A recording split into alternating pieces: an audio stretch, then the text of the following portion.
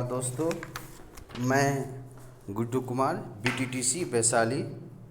आज हम लोग DElEd first year F7 pedagogy of mathematics के बारे में पढ़ेंगे। लास्ट यूनिट है आपको 4। यूनिट 4 में मापन से रिलेटेड कुछ क्वेश्चन पढ़ना है। मापन मीन्स मेजरमेंट।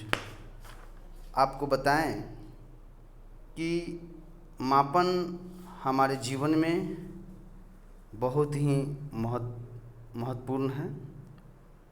इसमें है कि मापन के कौन कौन से प्रकार है, उनके संक्षेप में वर्णन करें।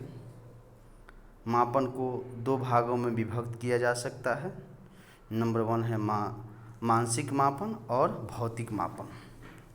अब आपको बताएं कि मानसिक मापन के अंतर्गत विभिन्न मानसिक क्रियाओं जैसे बुद्धि, रुचि, अभियोगिता, उपलब्धि आदि का मापन किया जाता है।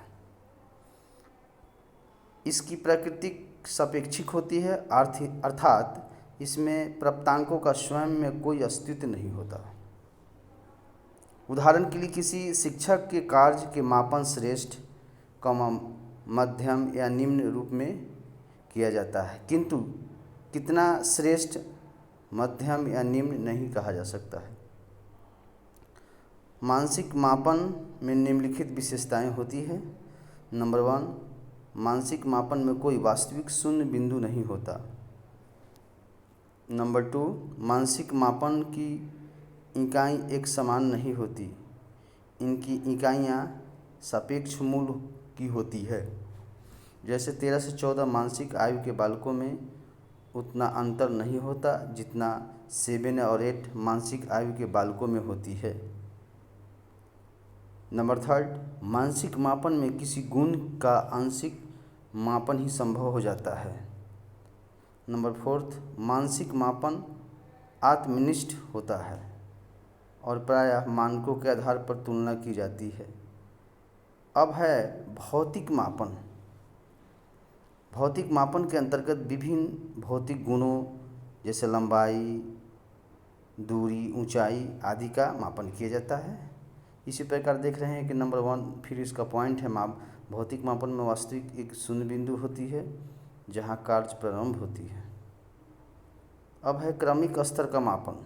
इसी का पॉइंट है क्रमिक स्तर का मापन क्या है, जरा देखेंगे आप।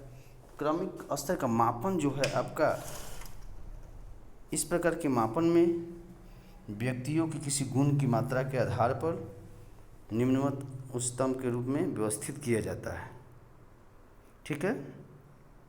जैसे परीक्षा में प्राप्तांकों के आधार पर छात्रों में प्रथम, द्वितीय, जैसे आप देखते हैं आमतौर पर हम थोड़ा चलते हैं सब्जेक्ट से अलग कि किसी के मार्क्स के आधार पर उनको डिवीज़न दिया जाता है, फर्स्ट, सेकंड, थर्ड, है ना।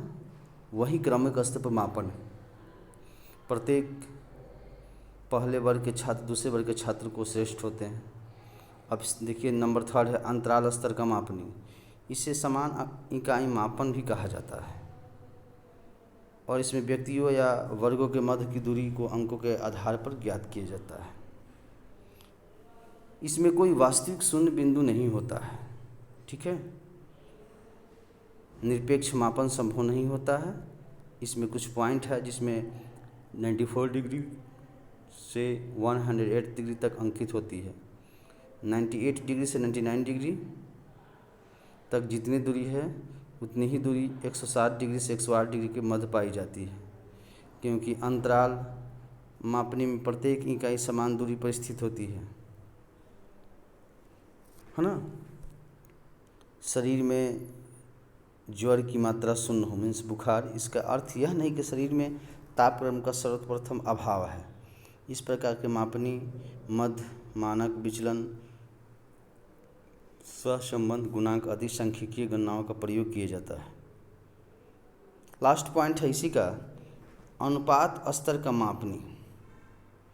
अनुपात मापनी सर्वाधिक वैज्ञानिक और विश्वसनीय मानी जाती है।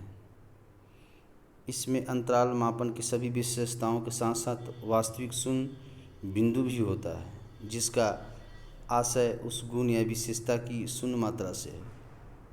जैसे लंबाई, भार या दूरी के मापन में शून्य बिंदु से भी प्रारंभ किया जाता है।